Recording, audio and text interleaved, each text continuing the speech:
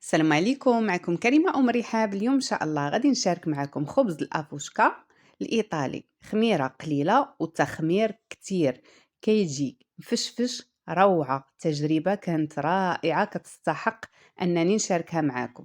هنا احتاجيت 500 غرام ديال الدقيق الرطب مليحة، ونص معلقة صغيرة ديال الخميرة العادية ديال الخبز. غادي نفزقها بمية دافية، وغادي نضيف واحد 2 معالق كبار ديال زيت الزيتون.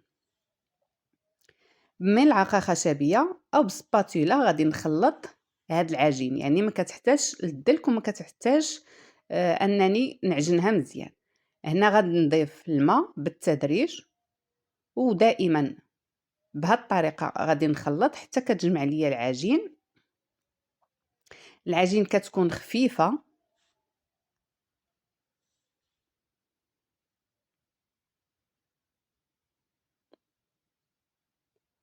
هذا هو الشكل ديالها، هذا هو القوام اللي خاصو يكون.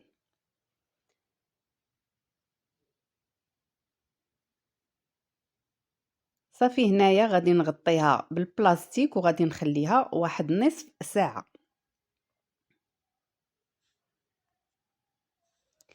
من بعد ما كدوز نصف ساعة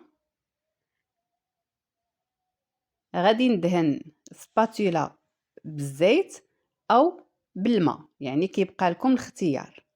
أنا هنا فضلت أنني ندير القليل من زيت الزيتون، وغادي نعاود نخدمها بهاد الطريقة. هاد العملية غادي نديرها هاد المرة ومرة أخرى، يعني غادي نخليها مرة أخرى نصف ساعة، ونفس الطريقة غادي نستعملها ليها. في الاخر غادي نغطي عليها ونخليها ليلة كاملة في الثلاجة. هذا هو السر ديال هاد العجين، وفي الصراحة خاصكم تعتمدوها حتى في البيتزا، جات في البيتزا خطيرة. من بعد ما دازت ليلة كاملة شوفوا العجين كيفاش كتكون، روعة روعة. هنا غنستعن بشوية ديال الزيت، كما أنكم ممكن تستعملوا غير الماء. دهنوا يديكم بالماء، شوفوا العجين كيفاش كتعطي الطوع. غادي نخدمها بهاد الطريقة، وغادي ناخد المول ديالي اللي غادي ندهنو بشوية ديال الزيت.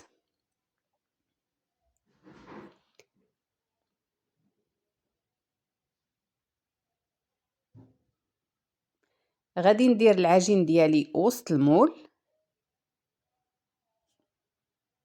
هنا ممكن تزينوا باش ما بغيتو نتوما، الاغلبيه كيدير الخضر فوق منها، الزيتون كحال الزيتون اخضر. انا فضلت الاعشاب المنسمه. هنا خديت الاعشاب المنسمه اللي عندي في البيت، معدنوس، قزبر، ثوم، زعيطره، زعتر، ازير، كلشي طحنته. وهنايا خديت شويه ديال الكرويه والزعتر يابس، شويه ديال الزلجلان، وخلطت المكونات مع القليل من زيت الزيتون. هاد الخلطه كتجي بها رائعه. غادي ندير نصف الكميه، وغادي نوضع القليل من الفرماج الاحمر محكوك اللي كيبقى اختياري، هذه غير اضافه مني. غادي نخلط بهاد الطريقه، يعني غادي نخلي هذيك الحشوه لداخل، غنقلبها وغنغطيه عليها غير واحد 5 دقائق باش يصلح ليا اني نبسطها. من بعد ما ارتاحت غادي نحاول انني نستعمل الاصابع ديالي بهاد الطريقه، نبسطها، وهذيك الكميه اللي بقات لي ديال الاعشاب غادي نديرها فوق منها. صافي هنا الفران راه كيسخن على درجه حراره 180. من بعد ما كندخلها الفران كنخليها 160.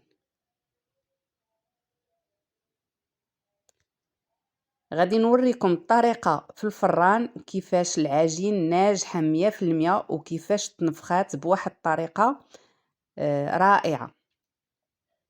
شوفوا ليا هنايا الفقاعات، شوفوا العجين كيفاش ناجحه، يعني خميره قليله خلاتها كتخمر. بهاد الطريقه ديال التخمير البطيء. هذه هي الطريقة ديال الخبز الافوشكا، وهذا هو الشكل النهائي ديالو. كيجي لذيذ مفشفش، كيجي مقرمش، كيستحق انكم تجربوه. اللي ما بغاتش الاعشاب منسمه ممكن تزينوا من الفوق بالاعشاب او بالخضار. كنتمنى تجربوه وينال الاعجاب ديالكم، وتشاركوه مع الاصحاب والحباب ديالكم، وتبارطاجيو الفيديو. رافقتو بالشوربه ديال السمك، صراحه جا لذيذ مفشفش روعه. هاد الكميه اللي درت في البلاصه نتكلات ما بقاش منها. كانت معكم كريمه ام رحاب، شكرا على الوفاء ديالكم، والسلام عليكم ورحمه